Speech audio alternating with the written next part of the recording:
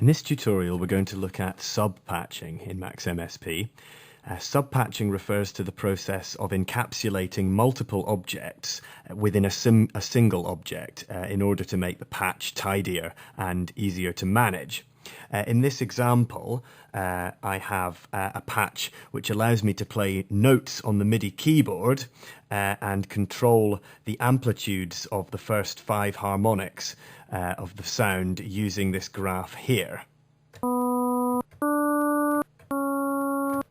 And I can change the timbre of the sound by changing the relative levels of the first 5 harmonics. The MIDI note number that I'm using to get the frequency comes from the note in object here, and you can see here that it gets converted into a frequency by the M2F object. It then also, as you can see, gets multiplied by 2, 3, 4 and 5 to generate the frequencies of the first 5 harmonics. And here I'm using the multi-slider widget to output a list here of 5 values in the range of 0 at the bottom to 1 at the top, which I'm then using to scale the amplitudes of each harmonic using these multiplication boxes here. We then add all of the harmonics together at their relative amplitudes, multiply the results by 0.2 to avoid digital clipping, and output them to this multiplication object here. In this section here, we take the velocity from the MIDI keyboard using the receive object. It's being sent here from the note in object, and we use that velocity divided by 127 to control the amplitude of the sound. Now that I have this patch up and running, I'm only really paying attention now to the note in, the note value coming from the note in object, and the multi-slider, which I'm using to control the harmonics. I don't really need to see any of these objects here anymore. The only thing that's really important is that the MIDI note comes in here, and the list of the harmonic amplitudes comes from here and goes into here. I can encapsulate all of these objects here into a single object by creating a patcher object, like so. Now, I could actually abbreviate that just simply using the letter P. And when I create the patcher object, I get a new empty patcher window, like so. I can now select all of this and cut it using the Control-X keyboard shortcut and paste it using Control-V inside the new patcher. Thus, I have encapsulated all of that functionality into this single object here, and that's how you begin the process of sub-patching. I can reopen the contents of that sub-patch by locking the main patch and double-clicking on the sub-patch. I can then unlock the sub-patch and edit the contents as I want. I can also give the sub-patch a name by putting a space and giving it a description that will remind me what's in there. I'm going to call this 5 harmonics.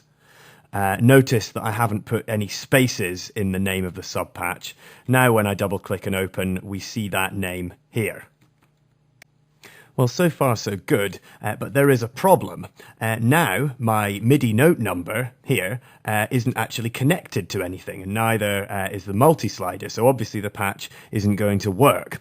Before this sub-patch will work properly, I need to create some inlets so that I can connect up and send data into the sub-patch. So if I go into the sub-patch and create the inlet object, when I create that object, it changes into this little numbered box, and I now have one inlet in the patcher object in the main patch. Remember that before we created the subpatch, the MIDI note number was being sent to the M2F object here. So if I connect this inlet to the M2F object, then go back to the main patch and connect the MIDI note number to that inlet, we now have a way of getting the MIDI note number into the subpatch in the right place.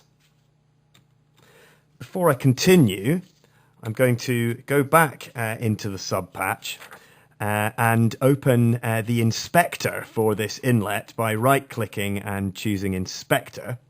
And in the comment setting here, I'm going to type a description of the data that needs to be sent to that inlet. So in this case, it's a MIDI note number. And that means that if I hover the mouse pointer over that inlet, I now can see the description of the data that I need to send to it. Now I'm going to create another inlet. And this one is for the multi-slider. The multi-slider, if you remember, was connected here. So I'm going to connect this inlet like so. Return to the main patch where I now have two inlets and connect the multi-slider as before. So now I have the data coming into the subpatch in the right places, and I'm just going to label that second inlet.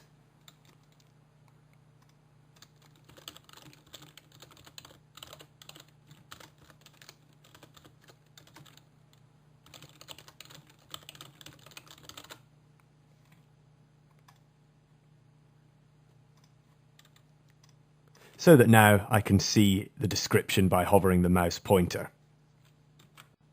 Now I'm still not going to hear anything from this patch because, as you can see, I don't have any audio streams connected to the DAC. What I need is an outlet from the subpatch. So I'm going to go back inside the subpatch and create an outlet object. I now have an outlet here, which I can connect here, where the audio stream was going before. Connect the audio stream up to the outlet, and we now have exactly the same patch that we had before, but much tidier and easier to look at because I've created a subpatch here that contains the actual synthesis algorithm. And we can prove that that patch works now by playing some notes on the keyboard.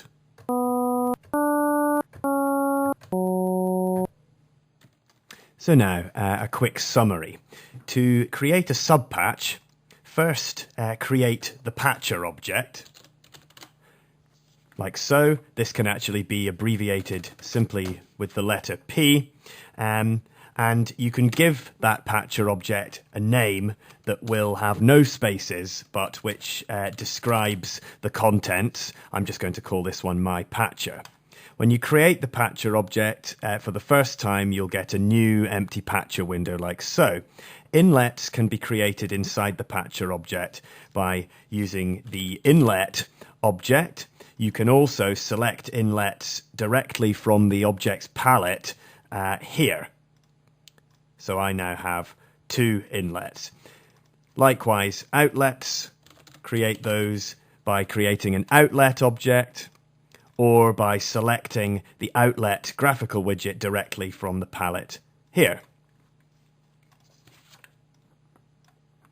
The inlets and outlets inside the subpatch will then appear as inlets and outlets in the main patch.